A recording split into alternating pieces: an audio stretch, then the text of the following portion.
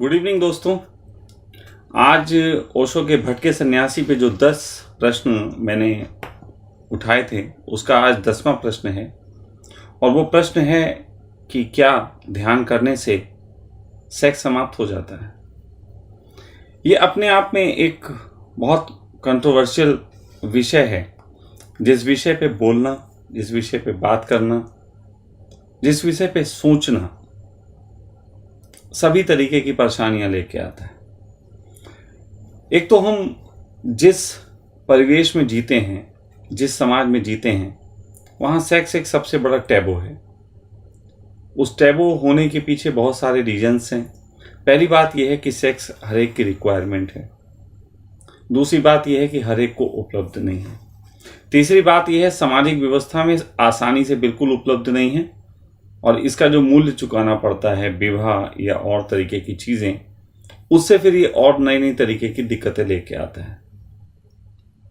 और ऐसे में ऐसे परेशान लोगों के बीच में कुछ धर्म जगत में ऐसी बातें चल जाएं कि सेक्स करने से या ध्यान करने से सेक्स समाप्त हो जाता है, तो कहीं ना कहीं फिर ध्यान जो है अपने रास्ते से भटक जाता है, क्योंकि सारा कंसंट्रेट जो है फिर सेक्स समाप्त होने पे हो जाता है।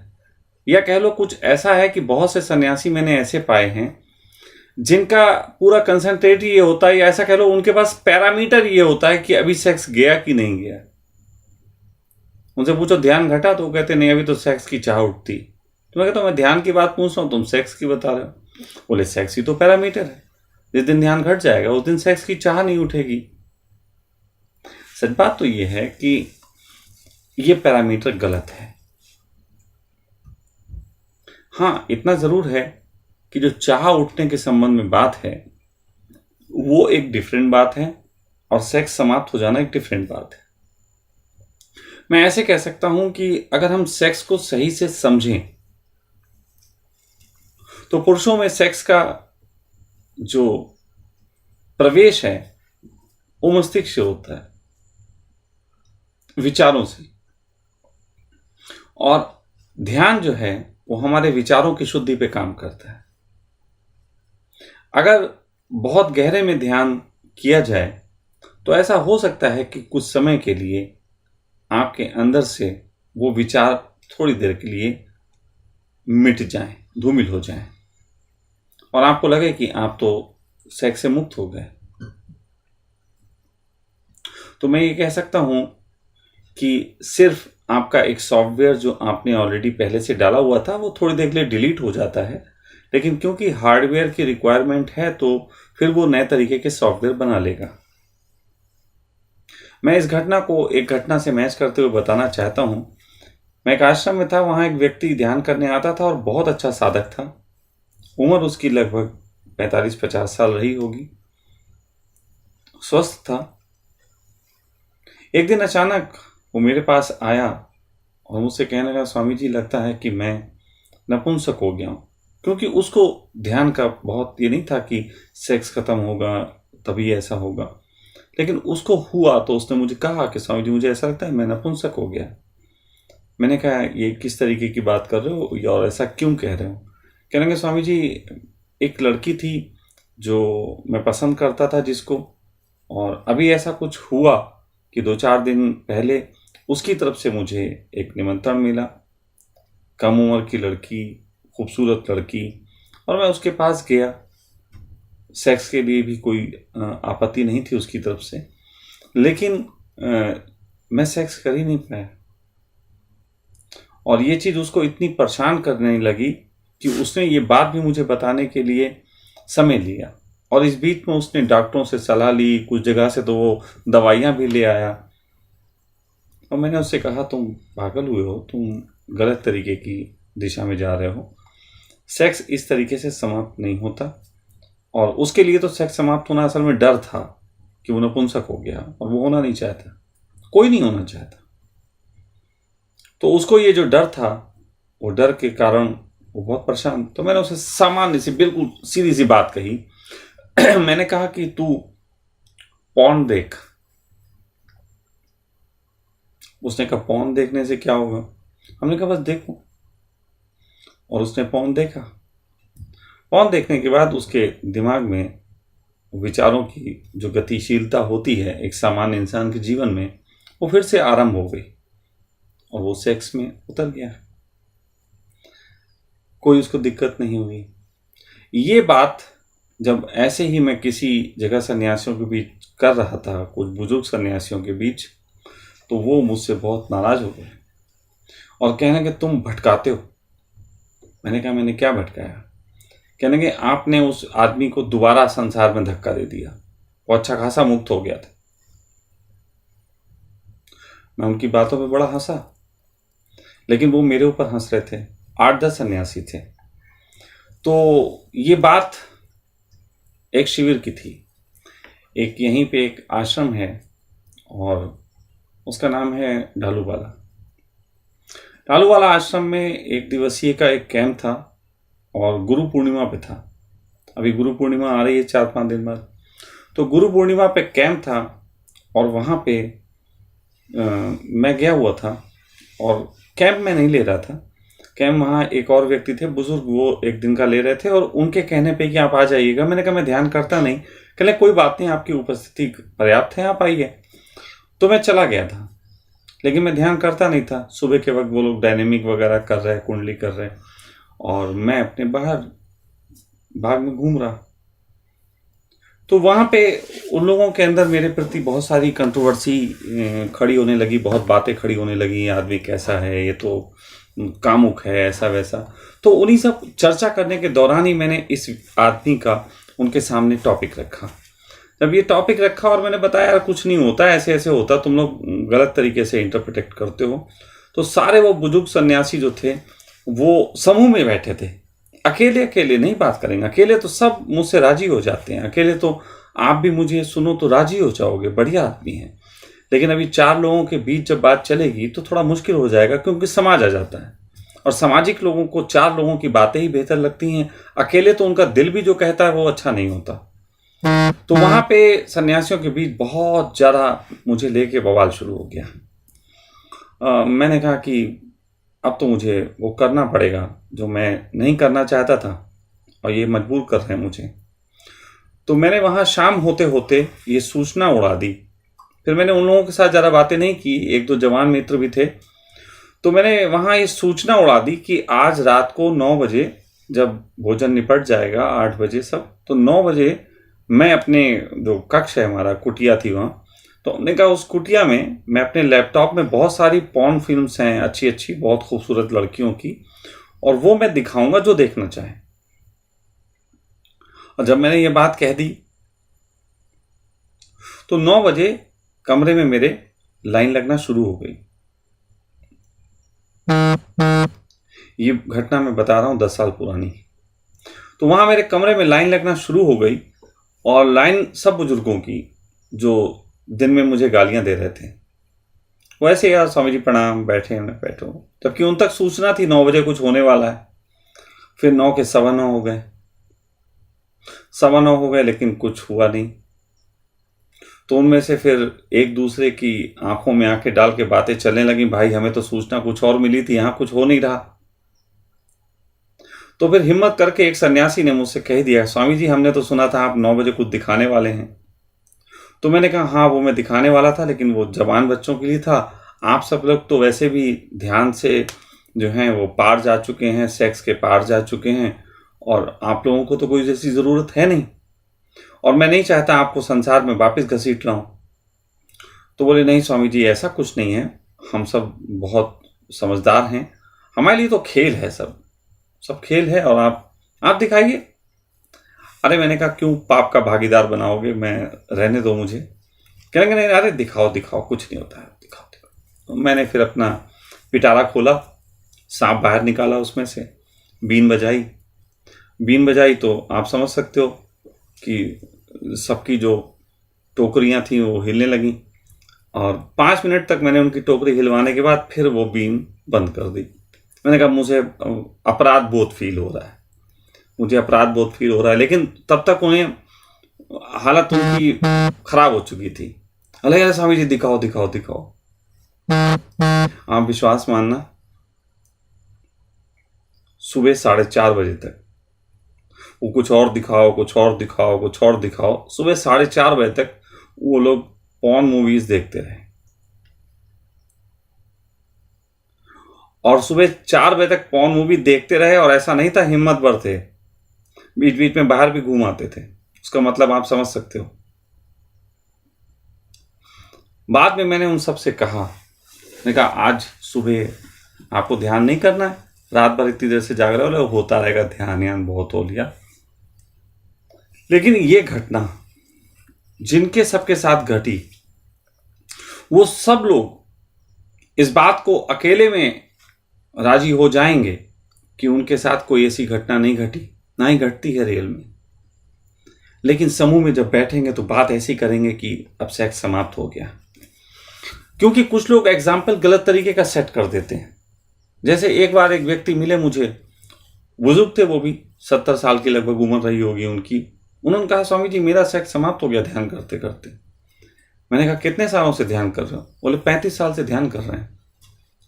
मैंने कहा कि आपकी उम्र कितनी है? तो उन्होंने बताया 70 के आसपास का हूँ।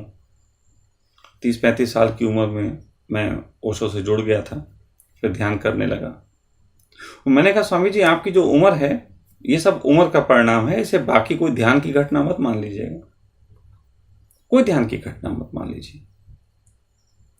क्योंकि कहीं ना कहीं हमने इसको ऐसा बना लिया है कि जैसे कि परमात्मा नपुंसकों को ही पसंद करता है। सेक्स करने वाले से तो बड़ी अड़चन है। शंकर के पुत्र हैं, कहां से आए? कबीर के बच्चे हैं, कहां से आए? कृष्ण के बच्चे हैं। इतने सारे बुद्ध पुरुष हुए जिनके बच्चे हैं, कहां से आए? लेकिन तुम इस चीज को देखने की कोशिश नहीं करते। असल में तुम दमित हो, तुम बहुत ज्यादा सेक्स से परेशान हो, और सेक्स से मुक्ति के लिए तुम तड़प रहे हो। मुक्ति के लिए नहीं तड़प रहे हो, बल्कि ऐसा समझो कि इसकी वजह से जो झंझट हो गए वो तुमसे बर्दाश्त नहीं हो रहे हैं। तुम्हें लग रहा है सारा बवाल सेक्स है, और इसलिए तुम इसको समाप्त करने के पीछे लगे हुए हो। लेकिन तुम गलत रास्ते चले गए। कभी तुमने धर्म जगत में एक क्वेश्चन मैं उठाता हूं जो शायद कभी भी इससे पहले नहीं उठाया होगा, किसी ने नहीं उठाया होगा।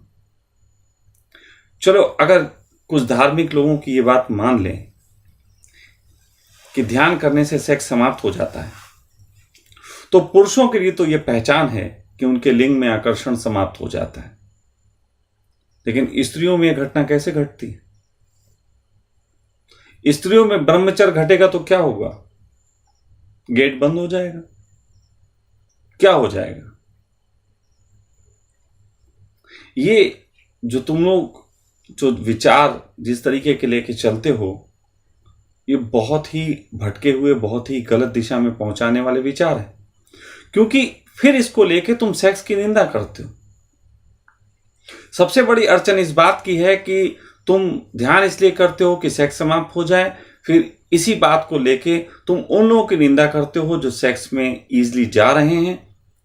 वो बच्चे जो नए अभी इस जगत में प्रवेश कर रहे हैं, तुम उनको नीचा दिखाते हो, तुम उनका अपमान करते हो, और कहीं ना कहीं उनके दिमाग में सेक्स को लेके वही धारणाएं बढ़ते हो जिसको लेके समाज में सेक्स के प्रति गलत नजरिए पैदा होते हैं और गलत तरीके के जीवनों का निर्माण होता है। इसलिए मेरा इस बात से बहुत विरोध है। और अगर कोई भी आदमी इस चीज को प्रूव करना चाहे, हां मैं ये तो कह सकता हूं कि ध्यानी मालिक होता है। ध्यानी मालिक होता है। सेक्स करना चाहे करे, ना करना चाहे ना करे, मालिकियत तो आती है। ये बात तो मैं प्रमाण से कह सकता हूं, अपने प्रमाण से कह सकता हूं। मैं चाहूं तो सेक्स करूं, चाहूं तो ना करूं। लेकिन ये कोई इस तरीके की चीज आती है कि फिर उसके बाद सेक्स को लेके किसी तरीके का तुम्हारे अंदर हलचल नहीं होगी, विचार नहीं होगा, या तुम्हारे शरीर से ये संभावना ही समाप्त हो जाती है। इस बात से मैं सहमत नहीं हूं, बिल्कुल भी सहमत नहीं हूं। दुनिया के कोई भी तर्कशास्त्री इकट्ठे हो जाएं, मैं उनके जीवन के प्रमाण के साथ इसको देखना चाहूंगा। बातें तो बहुत कर सकते हैं, बातें तो बड़ी बड़ी वो फोन पे कर लेंगे, अभी व्हाट्सएप पे कर लेंगे, और फेसबुक पे भी लिख के डाल देंगे कि ध्यान उनकी एक ऐसी घटना, दिव्य घटनाएं घट गई, लेकिन रियल में ऐसी कोई घटना उनको घटी नहीं है। लेकिन ऐसी मानसिकता जो है वो, जैसे सुन लिया कि ऐसा होता है, फिर अपनी अपनी बात कहने के लिए भी इस तरीके की प्रचार करना आरंभ कर दिया। ये समाज में दूषित करते हैं समाज को, ये गंदा करते हैं। मैं तो कहता हूं कि सेक्स को लेके किसी प्रकार की कुंठा भी अगर किसी अंदर भरी हो और कोई तुम्हारे पास आता है तो उसको बात करो, सेक्स की कुंठा निकालो। मैं बदतमीजियों के लिए राजी नहीं हूं, मैं ये नहीं कह रहा हूं कि वल्गैरिटी पे उतारू हो जाओ, लेकिन कुंठा निकालो, उस पर चिंतन करो, कमी कहां पे है, उन चीजों को समझो। और जब तक तुम ऐसा नहीं करोगे, तुम सन्यासी होने का फर्ज तो कम से कम नहीं निभा रहे। और ओशो के जगत में सबसे ज्यादा कहते हैं बोल्ड सेक्स की चर्चा ओशो ने की, लेकिन उनके सन्यासियों की हालत यह है, अगर तुम उनके घर पहुंचो, जैसे कोई जवान लड़का, नया लड़का जो जुड़ा है पहुंचे और किसी सन्यासी से कहे स्वामी जी हम संभोग से समाधि पे थोड़ी चर्चा करना चाहते हैं, तो वो तुरंत, उसे ऐसा लगता है जैसे कोई ये गलत चर्चा करने लगा, जैसे ये भटक गया। उसे ऐसा लगता है कि जैसे ये ओशो की देशना को सही से समझा नहीं।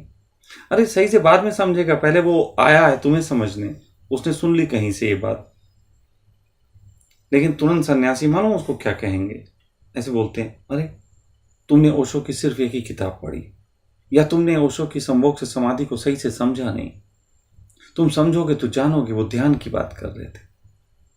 अरे भाई, एक युवा आया है, अभी उसे ध्यान की बात है वो मत बताओ, वो चर्चा जो करना चाहता वो करो।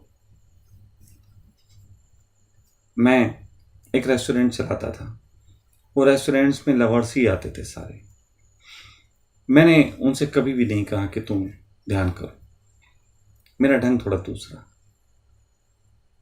फिर भी वो सब लोग मेरे प्रेम को, जो मैं बातें करता था, जो उन्हें सपोर्ट करता था, जिस तरीके का मेरा ढंग था, उनको बहुत भाता था। तो उसमें से बहुत से लड़के ऐसे थे जो मेरे से जुड़ ऐसे गए थे कि शाम को जब रेस्टोरेंट बंद होता था, हमारा रेस्टोरेंट 6-7 बजे में बंद कर देता था, अंधेरा होते ही रेस्टोरेंट बंद, तो वो लड़के हमारे पास बैठा करते थे, चाय पीते थे, गप्पे मारते थे। तो एक दिन मुझे ऐसा धीरे धीरे दिखने लगा कि इनके अंदर ध्यान की घटना घट सकती, इनको एक यात्रा कराई जा सकती। तो मैंने उनको बड़ी सहजता के साथ एक दिन बोला कि आओ आज नाचते हैं। और मैंने वहाँ पे म्यूजिक सिस्टम जो लगा हुआ था उसमें बेंगा बॉयज के गाने इस तरीके से लगा के उनके साथ नृत्य पे उनको उतारा। वो रोज अब शाम को होने लगा था, 3-4-5 दिन तक बेंगा बॉयज ये वो सब नृत्य चलने लगा। फिर अचानक एक दिन मैंने वो कैसेट हटा दी। जब वो कैसेट हटा दी तो अब सब बच्चों को तो आदत थी कि वो नाचेंगे, तो मैंने कहा यार आज बेंगा बॉयज पे नहीं नाचते हैं, सयोनी पे नाचते हैं। तो नाच नहीं तो सयोनी पे, मन है ना, मन तो बदल जाता, तो सयोनी पे नाचना शुरू हो गया। अब सयोनी पे नाचते थे, चैन एक पल नहीं, चैन एक पल नहीं, इस तरीके से वो भी चल रहा था। लोगों को लग रहा था डिस्को थिक हो गया है, हम भी चले पड़े थे। फिर अचानक एक दिन मैंने उनसे कहा कि आज ऐसा करते हैं, आज आंखें बंद करके नाचते हैं। गाना वही गाना सयोनी और जो इस तरीके के थे सूफी गाने, लेकिन आंखें बंद करके नाचते हैं। फिर उनको बैठ के बताया कि इसके मतलब बदल देते हैं। चैन एक पल का मतलब नहीं है लड़की के लिए, चैन एक पल का मतलब कि जीवन क्या है। थोड़े से उनको बातें समझाई, और जब मैंने ऐसा किया उसके बाद उनको मैंने देखा कि वो ध्यान की गति पकड़े। फिर मैंने बंद करके उनको बोला शांत बैठ जाएं, आंखें बंद रखें थोड़ी देर। फिर वही बच्चे, उनमें से कितने सन्यासी बने। तो ढंग ये भी तो हो सकता है कि पहले वो संसार के जिस स्वाद को, जिस बात को जानना चाहते हैं, हम पहले उनकी बात करें, धीरे धीरे उन्हें ध्यान की गति दें। लेकिन हम एकदम थोपने लग जाते हैं। तो मैं आपसे इस विषय पे ज्यादा कुछ ना कहते हुए अंत में सिर्फ इतनी बात कहना चाहूंगा कि ध्यान का हवन कुंड एक ऐसा हवन कुंड है जिसमें आप जिस तरीके की मनोदशा लेके उतरते हैं, जैसे ध्यान कुंड में आप मिर्चे डालें तो मिर्चें फैल जाएंगी। आप उसमें कुछ सुगंध डाल दें तो सुगंध फैल जाएगी। आप उसमें जो भी डालेंगे, लोबान डाल देंगे, लोबान फैल जाएगा। उसी तरीके से ध्यान में आप जिस मनोदशा के साथ प्रवेश करते हैं वही मनोदशा 1000 गुना बढ़ जाती है। तो मनोदशाओं पे काम करो। लोग आए हैं सेक्स से भरे हुए, अभी वो सन्यासी पूछना चाहेगा कोई, लेकिन वो कहेगा नहीं बेटा इसे छोड़ो, ध्यान में चलो। वो सेक्स की भावदशा के साथ ध्यान में उतरेगा, फिर वो और ज्यादा कामुक हो जाएगा। कोई क्रोध से भरा आएगा तो उसके क्रोध पे अभी चर्चा नहीं करोगे बैठ के, सीधे ध्यान में धक्का दे दोगे, गलत हो जाएगा। सच बात तो यह है कि ध्यान साधना के साथ साथ प्रवचन की भी एक शैली होती है।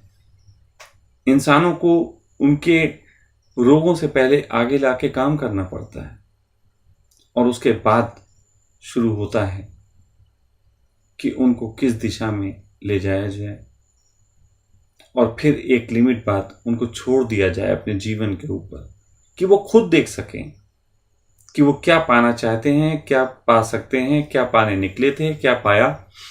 इसका निर्णय उन्हें खुद करने देना चाहिए। तो कृपया करके ये जो भ्रांति आप लोग उड़ाते हो कि ध्यान करने से सेक्स समाप्त हो जाता है, ये गलत भ्रांति है। मैं इसका बिल्कुल समर्थन नहीं करता। मैं तो यहां तक कहता हूं कि ना ध्यान करने से सेक्स समाप्त होता है, ना ध्यान करने से क्रोध समाप्त होता है, ना ध्यान करने से किसी तरीके की कोई चीज समाप्त होती है। ध्यान किसी चीज की समाप्ति के लिए नहीं है। ध्यान हर चीज के लिए समझ बढ़ाने के लिए है। आप समझ बढ़ाने का प्रयास करो। जैसे जैसे आपकी समझ बढ़ेगी, आपकी ध्यान में भी गति बढ़ेगी। जैसे जैसे आपकी ध्यान में गति बढ़ेगी, वैसे समझ और बढ़ेगी। समझ का उपयोग जो है वही इस मार्ग पे किया जाता है। यही धर्म का मार्ग है। इस धर्म के मार्ग पे जो आदमी अपनी विकृतियों को दूर करने के लिए ध्यान में उतरता है, वो अपनी विकृतियों को और अधिक बढ़ा देता है। ये रास्ता तो केवल आनंद के लिए है। यहां तो आनंद के लिए आओ, आनंदित होके आओ। और आनंदित नहीं हो तो उससे पहले अपने चारों तरफ देखो। या तो उन मित्रों को देखो जो आनंदित हैं, नहीं तो उन मित्रों को देखो जो पूरी जिंदगी लगा के सब तरीके से जीवन बर्बाद कर लिए, तो उनसे सीखो। अगर आनंदित मिले तो उससे पूछो कि तुम आनंदित कैसे हुए। और यदि कोई व्यक्ति दुखी है तो उसको देखो और समझो कि तुम भी दुखी होने वाले हो इस राह पे, संसार की राह पे। मैं जब सन्यास लिया था तो मेरे पिताजी के पास एक प्रश्न था, बहुत लोग करते थे, और वो लोग करते थे प्रश्न कि तुम्हारा बेटा सन्यासी हो गया। तो मेरे पिता ने एक बार कहा कि मुझसे लोग प्रश्न करते हैं कि तुम्हारा बेटा सन्यासी हो गया, मैंने क्या जवाब दूं। मैंने कहा जवाब दे दो, तुम कारण हो। कहेंगे मैं कैसे कारण हूं। मैंने कहा तुम कारण हो। तुम्हारी 70 साल उम्र होने आ गई, तुम आज भी उसी संसार को जी रहे हो, दुकान खोल रहे हो, काम कर रहे हो। तो मुझे तो नहीं लगता कि मेरी उम्र 70 साल की होगी, और अगर हो भी गई तो इस राह पे चलते चलते मैं 70 साल में तुम्हारी तरह नहीं होना चाहता। मुझे जीवन में अलग दिशा पकड़नी है। तो मैं कहता हूं आनंदित को देखो तो पूछो आनंदित कैसे हुए। और अगर जीवन में, समाज में, संसार में फंसे हुए किसी इंसान को देखो जो दुखी हो, तो उसे देख के सीखो कि उस राह पे तुम भी यही होगे। और तब ध्यान तुम्हारे लिए मुक्ति का मार्ग बनता है। उस मुक्ति का नहीं जिसमें सेक्स से तुम मुक्त हो जाते हो, उस मुक्ति का भी नहीं जिसमें तुम क्रोध से मुक्त हो जाते हो, उस मुक्ति का भी नहीं जिसमें तुम भोजन से, वस्त्रों से, किसी चीज से मुक्त हो जाते हो, बल्कि उस मुक्ति का जिसमें तुम खुद के मालिक बनते हो। अपने मालिक खुद, अपने तरीके से अपने जीवन का निर्माण करने की तुम्हारे पास समझ बढ़ती है। तो मैं चाहूंगा कि आप सब लोग भ्रांतियों से दूर हटें। मैं आज ये 10वीं बात अंतिम मैंने कह दी। अब मेरी तरफ से मैं कुछ नहीं कहना चाहता, लेकिन हाँ, बहुत से मित्रों के प्रश्न हैं, इकट्ठे हुए हैं कि जो इस राह पे चलते हैं उनको कहाँ कहाँ उलझने, रुकावटें महसूस होती हैं, कौन कौन सी बातें होती हैं जो उन्हें भटकाव लाती हैं। तो उन पे चर्चा हम जारी रखेंगे और जल्द ही आपके लिए लाइव ध्यान प्रयोगों की भी बात करने के लिए मैं उपस्थित रहूँगा, ताकि आपको ध्यान में सही दिशा में जो मुझे लगता है वो आपको धक्का दे सकूं। यदि आप मेरी उंगली पकड़ के चलने में अपने आप को सहज महसूस करते हैं तो निश्चित ही मैं आपके लिए जो है एक मार्गदर्शक का काम कर पाऊंगा। और यदि किन्हीं लोगों को लगता हो कि चलो बहुतों को देखा, इनको भी देख लेंगे, तो निश्चित ही मैं उनके लिए नहीं। मुझे देखो मत, मुझे जियो।